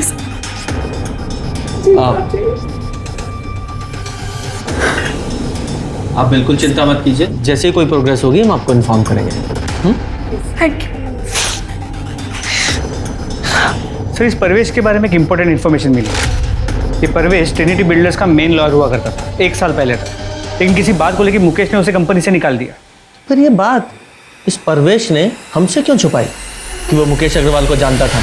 सर आप जो कह रहे हो बिल्कुल ठीक है, पर पता नहीं उस दिन मेरे दिमाग से कैसे निकल गया कि मैं आपको बताता कि मैं मुकेश जी को जानता था। अरे ऐसे कैसे दिमाग से निकल गया? आप खुद एक लॉयर है ना, आपको कम से कम हमसे नहीं छुपाना चाहिए था। हमसे तो सच्चाई बताते हैं। जी बिल्कुल सही, पर मैं ये भी समझ सकता हूँ कि आपको इसकी वजह से मुझ पर शक भी होगा, पर आपका ये शक बेबुनियाद है। उस रात मैं और मेरा बेटा कार्तिक मेरे क्लाइंट के यहाँ शादी अटेंड करके घर वापस लौट रहे थे पवन बाग से। वहाँ से मेरे घर की दूरी करीबन 10 मिनट की थी, मगर लौटते वक्त एक ट्रक की वजह से पूरा रास्ता जाम था, तो हमने बीच का रास्ता लिया, तो हमें करीबन 15 मिनट लगे। और सर मेरे पास वो वेडिंग इनविटेशन कार्ड भी है, ये देखिए सर। आप गनीमत समझिए कि हमने ये वीडियो रिकॉर्ड कर ली, वरना आपको तो हम पर शक होता। अच्छा एक बात बताइए, मुकेश ने आपको अपने कंपनी से क्यों निकाला था?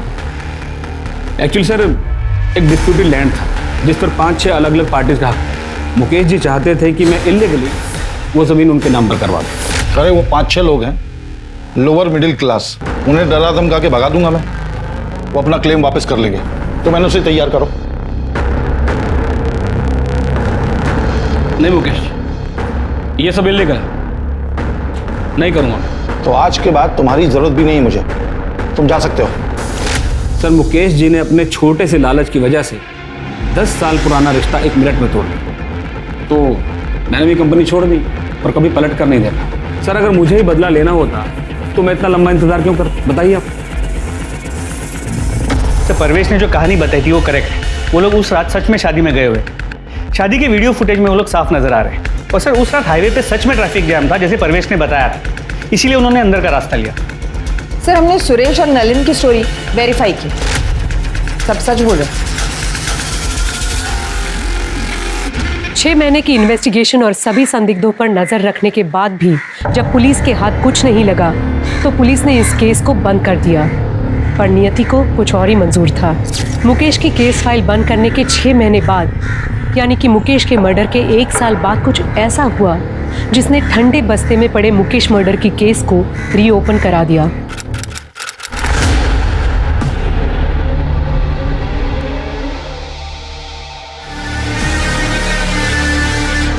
Hello police station.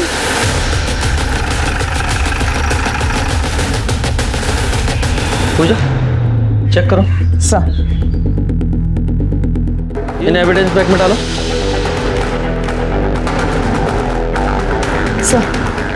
Sir entry whole से लगता है कि क्लोज रेंज से 2 बुलेट चलाई गई। और सर शायद इस लड़की की कल या आज मौत हुई है। इसके साथ कोई सेक्स या रेप का साइन तो नहीं है। और सर लड़की के पास से ऐसे कुछ नहीं मिला है जिससे इसकी शिनाख्त हो सके। सर जिस आदमी ने हमें बताया था उसने कहा था कि वो एक सेल्समैन है। बंगला किसका? सर ये तो नहीं पता चल पाया है कि जगह काफ़ी सुनसान है। यहाँ से सबसे नज़दीक जो घर है वो भी 500 मीटर दूर है और वो भी बंद। आसपास की बस्ती में जरा पता करो ये बंगला किसका। सर दीवार के पास पड़ा था। हो सकता है ये मोबाइल इस लड़की का हो। इस मोबाइल को लैब में भेजो और अनलॉक कराओ। बॉडी को पोस्टमार्टम के लिए भेजो। सर जिस लड़की की बॉडी हमें मिली थी उसका नाम साक्षी व्यास है। और ये फ़ोन जो उस बंगले में मिला था अनलॉक हो गया, ये फ़ोन उसी का है। सर कॉन्टैक्ट लिस्ट में नाम देखिए। 3+ builders office, Mukesh Agarwal sir, Suresh Gupta sir, Nalin Sukhane. Mukesh Agarwal murder case. हाँ सर, और जिस बंगलों में हमें साक्षी व्यास की बॉडी मिली वो भी 3+ बिल्डर्स के नाम पर ही रजिस्टर्ड है। इन दोनों पार्टनर से फिर से मुलाकात करनी पड़ेगी। जी हम साक्षी को जानते हैं, हमारे यहाँ अकाउंट डिपार्टमेंट में काम करती है। मर्डर हुआ है उसका, वो भी आपकी कंपनी के बंगले में। क्या मर्डर हो गया? जी। लेकिन कल तो वो ऑफिस आई थी। आज नहीं आई तो हमें लगा कि शायद अपनी माँ की देखभाल के लिए छुट्टी ले ली होगी। साक्षी की माँ नूतन बीमार रहती है, वो अपने बिस्तर से उठ तक नहीं सकती है। अच्छा एक बात बताइए, उसे कोई परेशान वगैरह तो नहीं कर रहा था? नहीं। उसका कोई अफेयर वगैरह? नहीं ऑफिसर, ऑफिस में तो ऐसा कुछ नहीं था। और वो बाहर क्या करती है वो हमें नहीं पता, लेकिन हाँ व्यवहार में अच्छी थी और काम भी अच्छा करती थी। उसके घर का एड्रेस दीजिए और हाँ आपके स्टाफ से पूछताछ करनी है। हाँ श्योर। साक्षी ने अपने पर्सनल लाइफ के बारे में कभी आपसे कोई बात की है? नहीं सर, वो अपने आप में रहती थी, कभी किसी से ज़्यादा घुलती मिलती नहीं थी। साक्षी के बारे में हम ज़्यादा कुछ नहीं जानते सर।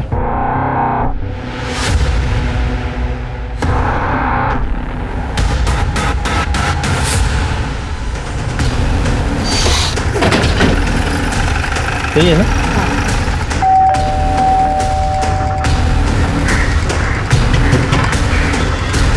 क्या हुआ सर? वो हमें साक्षी की माँ से मिलना है। नूतन जी तो बिस्तर पे है और उनकी बेटी साक्षी ऑफिस में होगी। क्या बात है इंस्पेक्टर? साक्षी का मर्डर हुआ। क्या? हे भगवान, नूतन जी का क्या होगा? साक्षी तो कितनी प्यारी बेटी थी। मेरे पास इमरजेंसी चाबी उन लोगों ने देके रखी है, मैं अभी लेके आती हूँ।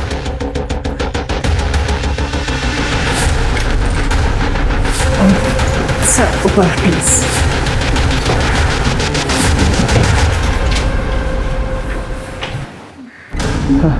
गुप्ता, डॉक्टर को फोन करो। सर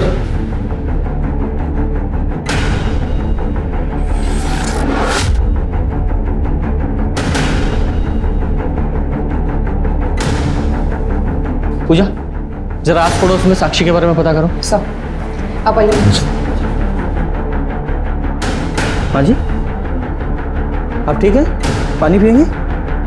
भगवान साक्षी जैसी बेटी सबको दे। इतना साल से उसकी माँ बीमार रहती थी कि 3 साल पहले उन्होंने बिस्तर ही पकड़ ली, पर साक्षी, उसने कभी हिम्मत नहीं हारी। मैंने तो साक्षी से कहा भी था कि अपनी माँ को ओल्ड एज होम में शिफ्ट कर दी। माँ की सेवा मेरे जैसे और कौन करेगा रंजना आंटी? और जब तक मैं हूँ, मैं किसी और से माँ की सेवा क्यों करवाऊँ? क्या साक्षी को कोई परेशान करता था, या फिर किसी से लड़ाई हुई हो, या फिर उसका कोई अफेयर वगैरह? नहीं नहीं मैडम, हमारा मोहल्ला तो बहुत सेफ है और साक्षी को नूतन जी की सेवा और उसकी नौकरी में से फुर्सत ही कहाँ मिलती थी जो वो कोई अफेयर करे। तो इसका मतलब ये साक्षी एक आइडियल बेटी थी, एक अच्छी पड़ोसी भी थी। हाँ सर, मेरी राजीव सर से भी बात हुई। उन्होंने कहा कि साक्षी ऑफिस में भी बहुत अच्छे से काम करती है। सर लेकिन अजीब बात यह है कि साक्षी के ऑफिस में साक्षी के बारे में किसी को कुछ भी नहीं पता, और उससे अजीब बात यह है कि साक्षी के बैंक अकाउंट में कभी भी 3+ बिल्डर्स से कोई पेमेंट रिफ्लेक्ट नहीं हो रही। हाँ लेकिन हमने जब बैंक स्टेटमेंट चेक किया तो एक पेमेंट आई थी जो मैटरनिटी क्लिनिक को की गई थी। जरा पता करो ये पेमेंट क्यों की गई थी। जी मैम, 2 महीने पहले साक्षी व्यास ने यहाँ पे अबॉर्शन करवाया था। कंसर्न किसने दिया था? उसकी मदर नूतन व्यास, जो उसको यहाँ पे अबॉर्शन के लिए लेके आई थी। सर मैंने हॉस्पिटल का सीसीटीवी फुटेज चेक किया। जो औरत साक्षी के साथ अबॉर्शन के लिए गई थी वो 3+ बिल्डर्स के ऑफिस की एक एम्प्लॉई है। उसका नाम ज्योति है। ये तुम लोगों की कंपनी में चल क्या रहा है? साक्षी एम्प्लॉय थी ना आपकी, फिर उसके बैंक अकाउंट में एक भी सैलरी डिपॉजिट क्यों नहीं हुई? आप सही कह रहे हैं सर, हमारे पास उसकी सैलरी का कोई रिकॉर्ड नहीं है, क्योंकि उसे सारी पेमेंट कैश में होती थी। क्यों? क्योंकि साक्षी का पूरा पैसा उसकी माँ की दवाइयों और उसके इलाज में जाता था। तो उससे क्या? वो इसलिए कि साक्षी नहीं चाहती थी कि उसकी सैलरी का एक भी पैसा टैक्स में कटे। अच्छा, कमाल की कंपनी चला रहे हैं आप लोग। मतलब एक एम्प्लॉय के लिए सारी कंपनी के रूल आप ताक पर रख देंगे। आइए, ये आप ही के एम्प्लॉय है ना? ये मोहतरमा साक्षी के साथ हॉस्पिटल गई थी उसकी माँ बनके, उसका अबॉर्शन कराने के लिए, जबकि साक्षी का कोई बॉयफ्रेंड तक नहीं है। सीधे सीधे और साफ साफ बताइए, ये चल क्या रहा है आप लोगों की कंपनी में? बोलिए। सर एक दिन छुट्टी वाले दिन हम दोनों किसी काम से ऑफिस आए थे, तो हमने देखा कि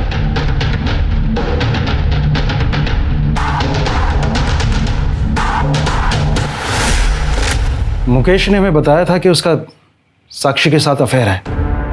इसलिए साक्षी ने जब कैश पेमेंट की बात की तो तो हम दोनों मना नहीं कर पाए। सर हम सच बोल रहे हैं, हम दोनों आपसे कुछ नहीं छिपा रहे।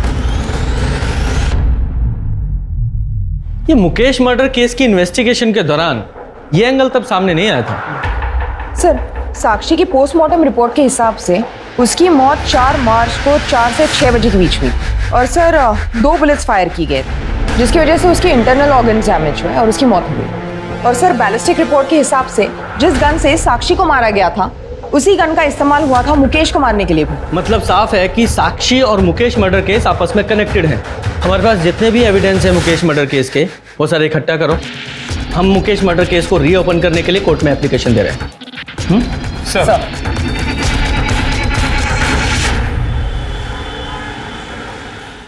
सर, कोर्ट ने मुकेश अग्रवाल मर्डर केस को रीओपन करने की मंजूरी दे दी है।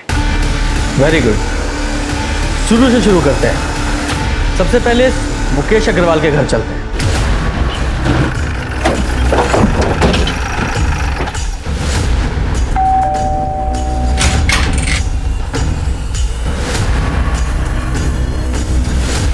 अलका अग्रवाल से मिल रहा नहीं है, बाहर गई है। तुम कौन हो? नीति अग्रवाल, मुकेश अग्रवाल की बेटी। लीजिए, आ गई आपकी अलका मैडम।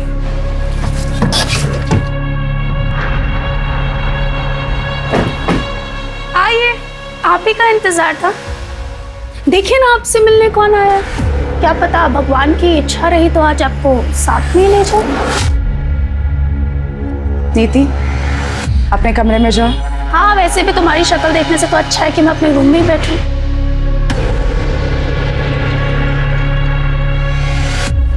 इंस्पेक्टर साहब, नीति के बिहेवियर के लिए मैं आपसे माफ़ी चाहती हूँ। नीति मुकेश और मुकेश की पहली पत्नी प्रेरणा की बेटी है। मुकेश ने प्रेरणा को 6 साल पहले डिवोर्स देके मुझसे शादी कर ली थी, इसीलिए नीति थोड़ा चिढ़ती है मेरे से। तो फिर ये राहुल तो 22 साल का है। दरअसल मुकेश और मेरे रिलेशन के बारे में हमने प्रेरणा को कभी कुछ नहीं बताया था, लेकिन 6 साल पहले प्रेरणा को हमारे रिलेशनशिप के बारे में पता चल गया और प्रेरणा ने मुकेश से डिवोर्स ले लिया। उसके बाद डिवोर्स देकर वो नीति को भी यतीम बनाकर जाने कहाँ चली गई। और नीति उस वक्त वो सिर्फ 20 साल की थी और उसे ये लगता था कि उसके पेरेंट्स के डिवोर्स का सबसे बड़ा कारण मैं ही हूँ। और नीति भी इस सदमे को बर्दाश्त नहीं कर पाई और ड्रग्स में फंसती चली गई। मुकेश की पहली पत्नी प्रेरणा वो कहाँ है? उसके बारे में मुझे कुछ नहीं पता। हाँ, इतना कह सकती हूँ कि जब तक मुकेश जिंदा थे वो हर महीने प्रेरणा को कुछ पैसे भेजा करते थे। तो मुकेश का अफेयर तो उसकी कंपनी की अकाउंटेंट साक्षी के साथ भी था, उसका भी ख्याल रखते थे वो। साक्षी? कौन साक्षी? माफ कीजिए, मैंने तो ये नाम कभी सुना ही नहीं है। मैं नहीं जानती इस लड़की को कौन है ये। झूठ क्यों बोल रही है? सबको पता है कि मेरा बाप कितना घटिया और कितना गिरा हुआ इंसान। निधि, तू चुप कर। सर, मेरे बाप ने पहले इस कमीनी के लिए मेरी माँ को छोड़ा और फिर तीसरा अफेयर चलाया साक्षी के साथ, और जैसे ही इसको पता चला इसने। खबरदार जो मुझसे झूठ खाता, सब समझ में आ रहा है मुझे। कौन है ये साक्षी? उसी की वजह से आजकल संडे को भी आपको ऑफिस में काम आ जाता है। ऑफिस में वर्कलोड है तो काम करूंगा ना। झूठ मत बोलिए मुझसे। यही एक्सक्यूजेस तुम प्रेरणा को दिया करते थे मेरे लिए। आज वही झूठ आप साक्षी के लिए मुझे बोल रहे हो। आप साक्षी, ऐसा कुछ भी नहीं हुआ था। तो जाने नशे में क्या क्या इमेजिन करती रहती है। और सच तो ये है कि ये तो हमेशा यही चाहती थी कि हम लोगों में हमेशा झगड़े होते रहे। झूठ बोलना बंद करो। सर, अगर आपको मेरी बात पे यकीन नहीं है ना तो श्रावण से पूछ लीजिए। नीति, क्यों मेरा घर बर्बाद करने पे तुली पड़ी है तू? घर बर्बाद मैंने किया या तूने हमारा घर बर्बाद किया?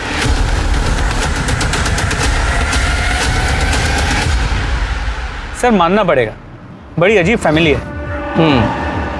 शर्मा, इस राहुल और इसकी मालका दोनों पे नजर रखो और साथ ही इस नीति पर भी, क्योंकि हो सकता है इस नीति ने नफरत, लालच या फिर नशे में ये सब किया हो। इस नीति की CDR लोकेशन और कॉन्टैक्ट डिटेल्स निकालो, जरा पता करो ये नीति मुकेश के मर्डर वाली रात को कहाँ थी, क्योंकि हो सकता है कि ये नीति और उसकी माँ प्रेरणा ने मिलकर ही मुकेश को मारा हो। तो इस प्रेरणा से भी मिलना पड़ेगा। साहब, नीति मेरे करीब कभी थी ही नहीं। उसे बिल्कुल पसंद नहीं था कि उसे कोई रोके टोके या उसे ये बताए कि उसे क्या करना है क्या नहीं करना है। यहाँ तक कि उसकी माँ भी नहीं, यानी कि मैं। जब मुकेश ने मुझे छोड़ा तो नीति के इसी बिहेवियर के कारण मुझे नीति को छोड़ना बहुत आसान हो गया था। आपको मुकेश अग्रवाल के मर्डर के बारे में पता है? साहब, ये कैसी बातें कर रहे हैं आप? ऑफ कोर्स पता था। मुकेश की मौत की खबर महीनों तक टीवी पे चली थी और मेरे लिए तो मुकेश उसी दिन मर गया था जिस दिन उसने अलका के लिए मुझे छोड़ा था। लेकिन साहब, मैंने मुकेश को एक ही शर्त पर डिवोर्स दिया था कि नीति की जिम्मेदारी अब उसकी जिम्मेदारी रहेगी। पर आज मैं एक बिजनेसमैन करण शर्मा की पत्नी हूँ। मैं अपने पास्ट को भूल चुकी हूँ साहब। मेरे पास्ट से मुझे कोई लेना देना नहीं है। मुकेश और साक्षी के कत्ल में एक ही माउजर गन का इस्तेमाल हुआ था या फिर दो अलग अलग लोगों ने कत्ल किया था? और अगर ऐसा था तो फिर दो अलग कातिल एक ही हथियार कैसे इस्तेमाल कर सकते हैं? पुलिस के सामने जो तथ्य आ रहे थे उनसे साफ पता चल रहा था कि मुकेश एक दोगले किस्म का आदमी था और उसका कैरेक्टर भी साफ नहीं था। वही तथ्यों से लग रहा था कि साक्षी एक विक्टिम है जिसके साथ गलत हुआ। सर, साक्षी को मारने का मोटिव अलका के बेटे राहुल के पास था, लेकिन साक्षी और राहुल के बीच में कांटेक्ट हुआ ऐसा कोई लीड हमें मिला नहीं। नीति के कांटेक्ट लिस्ट में ज़्यादातर नंबर्स ड्रग पेडलर्स के। हमें ऐसा लगा कि शायद नीति ने उनका इस्तेमाल किया होगा मुकेश को मारने के लिए, लेकिन ऐसा भी कोई सबूत नहीं मिला। और ये सुरेश और नलिन, इनका क्या? नहीं सर, साक्षी के मर्डर के वक्त इन दोनों की मोबाइल की लोकेशन बंगले के पास की नहीं थी। सर, कहीं ये केस मुकेश मर्डर केस की तरह ठंडा ना पड़ जाए। सर, बंगले के पास वाले घर में एक विधवा रहती है, नारायण। उसने पहले भी एक दो बार साक्षी को उस बंगले में आते हुए देखा था उसके बॉयफ्रेंड के साथ। नारायणी का कहना है कि लड़के की और साक्षी की उम्र लगभग बराबर की होगी, लेकिन वो कह रही थी कि दोनों में बहुत झगड़े होते हैं और शायद 4 तारीख को जिस दिन साक्षी का मर्डर हुआ उस दिन भी उनकी लड़ाई हुई होगी। बेहतर होगा कि तुम ये जॉब छोड़ दो। और छोड़ दो क्या, तुम्हें ये जॉब छोड़ना ही पड़ेगा। मैं नहीं छोड़ूंगी, तुम्हें जो करना है तुम कर लो। तुम ये बिल्कुल अच्छा नहीं कर रही हो। आजकल के बच्चे कितने लड़ते हैं। कहीं ये लव एंगल तो नहीं है? नारायणी ने उस लड़के की शक्ल देखी थी? हाँ सर। स्केच बनवाओ सर। और शर्मा, तुम साक्षी के कॉल रिकॉर्ड चेक करो, उसमें पता करने की कोशिश करो ये साक्षी किसी लड़के के रेगुलर टच में थी क्या? Sir, excuse me. हेलो, ठीक है सर। नूतन व्यास को होश आ गया है, मुझसे बात कर सकते हैं। Very good.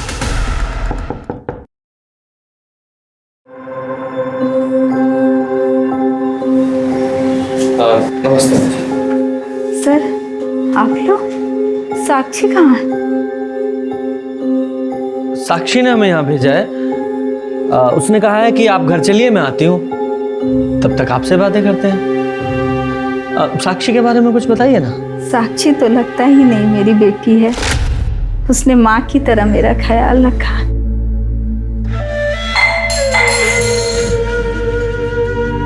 माँ, आप क्यों परेशान हो रहे हो? मुझे बोल दिया होता। ऐसा लगता है मैंने नहीं, उसने मेरी परवरिश की। उसने मुझे कभी अकेला नहीं छोड़ा। उसके रहते मुझे अपने स्वर्गवास पति की कभी याद नहीं आई। बहुत ही खुश मिजाज, जिंदा दिल और हंसमुख है मेरी बेटी, लेकिन उन दोनों कमीनों ने मेरी बेटी की जिंदगी बर्बाद कर दी। किन्होंने? उसके मालिक मुकेश और सुरेश ने मेरी फूल सी बच्ची के साथ जो किया, भगवान करे मेरी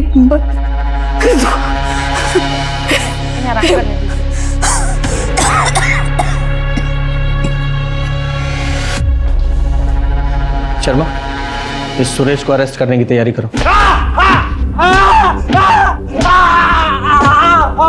बोल, साक्षी को क्यों मारा? नहीं मारा मैंने साक्षी को। ये ऐसे नहीं बताएगा, जरा इसकी और खातिरदारी करो तब बताएगा। नहीं सर, मैं मानता हूँ कि उस दिन जब मैंने साक्षी और मुकेश को साथ में देखा था तो मेरी नीयत खराब हो गई थी। बस मुझे लगा जब वो मुकेश के साथ सो सकती है तो फिर मेरे साथ क्यों नहीं? इसलिए एक दिन मैंने उसे किसी काम में उलझाए रखा, और जब सब ऑफिस से चले गए और उसके और मेरे अलावा ऑफिस में कोई नहीं बचा, तब सर ये मैंने आउटस्टैंडिंग अमाउंट की डिटेल्स मेल कर दी हैं। सर मैं निकलती हूँ। अरे रुको, इतनी जल्दी क्या जाने की?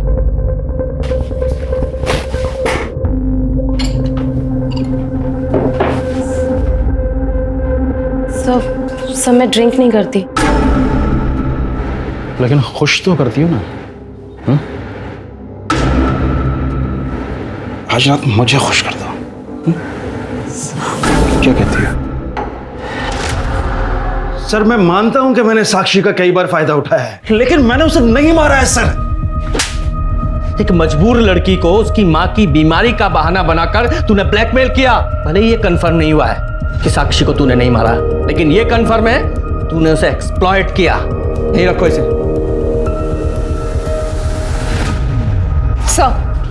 सर नारायणी के हिसाब से यही वो लड़का है जो साक्षी के साथ उस बंगले में आता था। ऐसा लग रहा है देखा है मैंने इसे, पर फिलहाल पहचान में नहीं आ रहा। कहाँ देखा था? साक्षी के सीडीआर को चेक किया। सुरेश के बेटे आर्यन और साक्षी के बीच कई बार बात हुई, और सबसे इंपॉर्टेंट बात यह है कि साक्षी के मर्डर वाले दिन भी आर्यन ने साक्षी को फोन किया था। यस,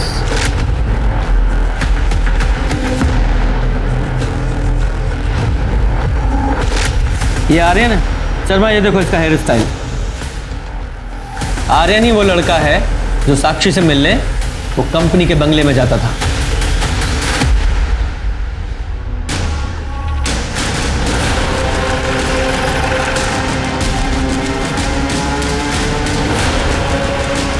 एक सेकेंड, पापा ऑफिस में नहीं है और ना ही नलिन अंकल।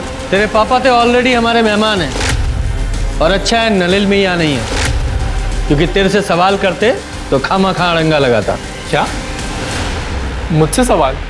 क्यों? केबिन में बात करें? केबिन में क्यों? यहीं कीजिए, सबके सामने। ठीक है, अगर तुझे प्रॉब्लम नहीं है तो यही पूछ लेते हैं। साक्षी को तू कितनी अच्छी तरह से जानता था? साक्षी मैं नहीं जानता था। झूठ बोलता है। इस कंपनी में एम्प्लॉय थी वो, और बोलता है नहीं जानता। हाँ मतलब मैं उसे एम्प्लॉय की तरह जानता हूँ, बट पर्सनली नहीं। तो फिर कंपनी के बंगले में उससे क्यों मिलने जाता था?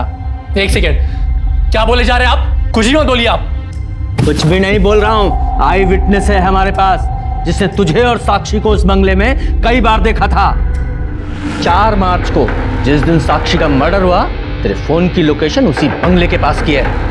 बोल, क्यों मारा साक्षी को? क्यों मारा? बताओ वरना यहीं हड्डियां तोड़ूंगा मैं तेरी, वो भी सबके सामने। बोल। और क्या करता मैं सर? मैंने उस साक्षी को कितनी बार वार्न किया, उससे भीख तक मांगी कि वो मेरे पापा से नहीं मिले, पर वो मेरी एक नहीं सुनती थी। मेरी माँ उसकी वजह से कितना परेशान हो रही थी। नहीं, कहाँ था मतलब? ऑफिस में तो नहीं थे। सारे दिन ऑफिस में रहता हूँ क्या? बाहर मीटिंग्स भी होती हैं। हाँ, ऑफिस में साक्षी के साथ मीटिंग के लिए जगह नहीं मिलती तो बाहर मीटिंग करते हो। हाँ, बोलो वरना क्या? अरे बात तो पूरी करके जाओ, वरना क्या? ये हमारी घर की हर रोज की कहानी हो गई थी सर, तो हमने सोचा कि हम इस झगड़े को सुलझा देते हैं। तो हमने साक्षी को कंपनी के बंगलों में बात करने के लिए बुलाया।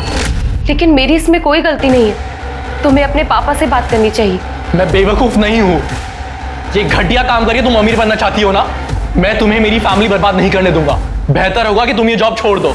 और छोड़ दो क्या, तुम्हें ये जॉब छोड़ना ही पड़ेगा। मैं नहीं छोड़ूंगी, तुम्हें जो करना है तुम कर लो। तुम ये बिल्कुल अच्छा नहीं कर रही हो। लेकिन मेरे लिए यही अच्छा है। मैं तुम्हें तुम्हारी माँ की इलाज के लिए पैसे दे दूंगा, लेकिन तुम बस मेरे पापा का पीछा छोड़ दो, बस।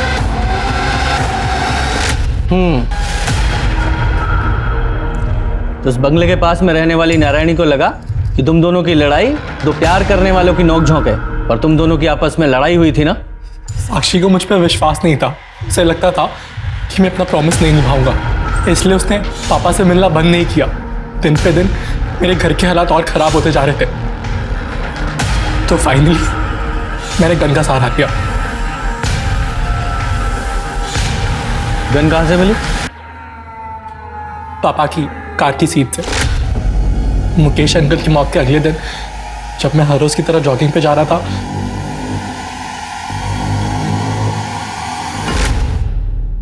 इसलिए पापा के डर से मैंने उस गन को सेफ जगह छुपा दिया। लेकिन सर स्ट्रेंजली पापा ने कभी उस बारे में जिक्र ही नहीं किया। कभी कभी तो मेरा मन करता था कि मैं पापा को ही मार दूं मैं, लेकिन पापा को मार के मेरी माँ को विधवा बना के सर मेरी प्रॉब्लम सॉल्व नहीं होती। तो मैंने फाइनली सोचा कि मैं एक आखिरी बार साक्षी को मिलता हूँ, और हम फाइनली 4 मार्च को 6 बजे मिले। मैं अंदर नहीं जाऊंगी, तुम्हें जो बोलना है यही बोलो, और मैं इस जगह दोबारा नहीं आऊंगी। ठीक है, तो इसे मेरी फाइनल वार्निंग समझ ले और मेरे बाप से मिलना छोड़ दे। तो तू अपने बाप से क्यों नहीं बोलता कि वो मेरा इस्तेमाल करना छोड़ दे? मैं नहीं बोल सकती क्योंकि वो मेरी जरूरतें पूरी करता है और मैं उसकी। चुप हो जा, झूठ बोल रही है तू। तूने फंसाया मेरे बाप को, पैसों की भूखी है तू। तो अपने बाप से जाकर पूछना, हो सकता है तेरी माँ को ऐसे ही फंसा के लेकर आया हो, जबरदस्ती शादी की हो, और तेरी माँ ने भी उसके साथ पैसों के लिए शादी की हो, है ना? सर मैं किसी गन के बारे में कुछ नहीं जानता हूँ, मेरे पास कोई गन नहीं है। झूठ मत बोल, तेरे बेटों को तेरी गन तेरी कार में से मिली थी, और फॉरेंसिक से ये साबित हो चुका है कि वो वही गन थी जिससे मुकेश को मारा गया था। अब झूठ मत बोल और सच बता। मैं सच बोल रहा हूँ सर, मुझे नहीं पता कि मेरी कार में गन कहां से आई। सर अगर आप मुझे मारना चाहते हैं तो मार दीजिए, लेकिन मैं सच कह रहा हूं, मुझे नहीं पता कि गन कहां से आई।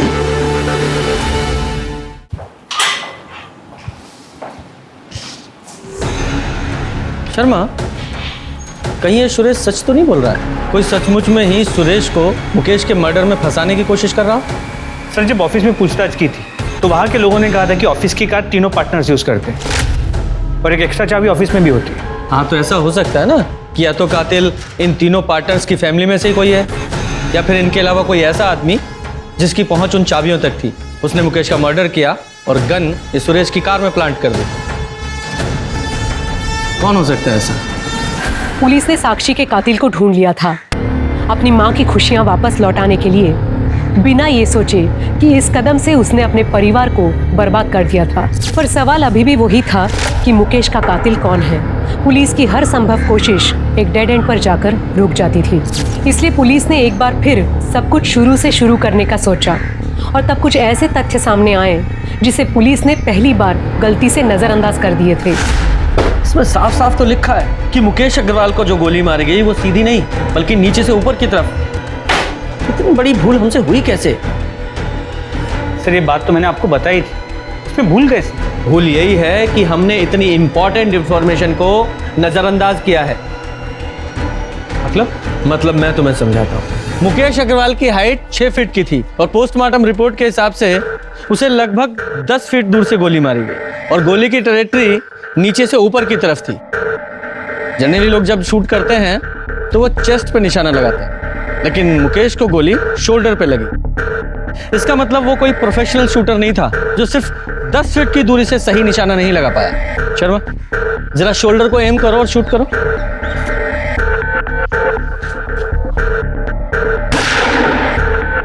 Very good. गुप्ता, अब तुम वहां जाओ और शोल्डर को एम करके शूट करो। सर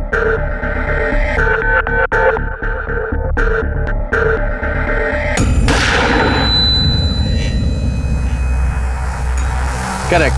शर्मा, जरा इधर आओ, ये देखो, ये वो टारगेट है जो तुम्हारी बुलेट से हिट हुआ। वो एकदम सीधी बॉडी के पार हुई है, और गुप्ता ने जो शोल्डर पे गोली शूट की उसकी ट्रैजेक्टरी नीचे से ऊपर की तरफ। मतलब जिसने भी शूट किया है उसकी हाइट मुकेश की हाइट से काफी कम थी। गुप्ता, तुम्हारी हाइट कितनी है? सर मेरे 5 फुट 8 इंच। शर्मा, हमारे सस्पेक्ट्स में से किसकी हाइट 5 फुट 8 इंच की है? जरा पता लगाओ। सर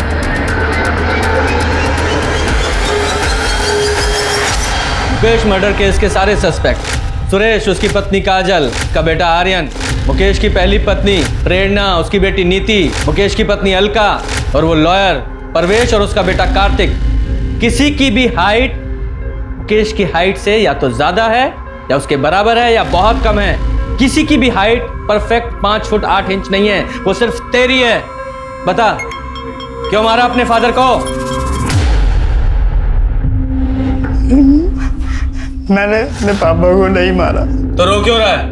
उन्हें नहीं मारना था, उन्हें तो बस एक गोली में घायल करना था। मतलब गोली तूने ही चलाई? ये सब पापा का ही आइडिया था। मैं आप पे गोली कैसे चला सकता हूँ? मुझे मारना नहीं है, सिर्फ घायल करना है, ताकि मैं ये इल्ज़ाम उन सुरेश और नलिन पे लगा सकूं। उन दोनों ने मेरी ज़िंदगी मुश्किल कर रखी है ऑफिस में। एक बार वो दोनों अरेस्ट हो गए ना, पूरी कंपनी हमारी होगी। ज़िंदगी में इससे बड़ी सिक्योरिटी और क्या होगी? पर साक्षी का क्या? आप उसे छोड़ दोगे ना? हाँ, छोड़ दूंगा उसे मैं, प्रॉमिस। पापा ने पूरा प्लान तैयार कर लिया था। मेरे पास सुरेश अंकल के कार की डुप्लीकेट चाबी भी थी और मैं वहां चला गया जहां पापा ने मर्डर का प्लान किया था। ये जगह मैंने इसलिए चुनी है कि यहाँ आधी रात को भी ट्रैफिक होता है। हर 5-6 मिनट में कोई ना कोई कार पास होती है। सिटी हॉस्पिटल सिर्फ यहाँ से 10 मिनट की दूरी पे है। और सबसे बड़ी बात, सुरेश का घर यहाँ से सिर्फ 3 किलोमीटर दूर है। पापा मुझे डर लग रहा है बहुत। कर पाऊंगा क्या? तो तेरे पापा मुकेश को कैसे पता था कि सुरेश की कार वहां खड़ी है? पापा को पता था सुरेश अंकल पार्टी जा रहे हैं और वो पार्टी जाकर ज़रूर ड्रिंक करेंगे। और सुरेश अंकल जब ड्रिंक करते तो अपनी गाड़ी नहीं चलाते। ये मुकेश का लालच ही था जिसने उसकी सोच पे पर्दा डाल दिया था। मुकेश का कातिल खुद मुकेश ही था।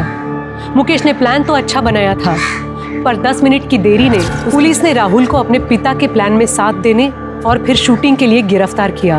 मुकेश के प्लान ने बहुत सारे लोगों की जिंदगियां बर्बाद कर दी। अगर पुलिस से इन्वेस्टिगेशन में चूक नहीं हुई होती तो ये केस शायद पहले ही सॉल्व हो जाता। लेकिन इस केस की नियति कुछ और थी। पुलिस को न सिर्फ दोनों कत्ल में माउजर गन का कनेक्शन मिला, बल्कि ये केस भी उसके अंजाम तक पहुंचा। लालच बुरी बला है, संतुष्ट जीवन ही सुखी जीवन का मूल मंत्र है। अब मैं सोनाली कुलकर्णी आपसे विदा लेती हूँ। कल फिर मिलेंगे क्राइम पेट्रोल सतर्क जस्टिस रीलोडेड के इस नए अध्याय के साथ। तब तक सुरक्षित रहें, सतर्क रहें और अपने परिवार का ख्याल रखें। देखते रहिए क्राइम पेट्रोल सतर्क। जय हिंद। इस तरह के और भी एपिसोड देखने के लिए हमारे चैनल को सब्सक्राइब करें और बेल आइकन दबाना ना भूलें।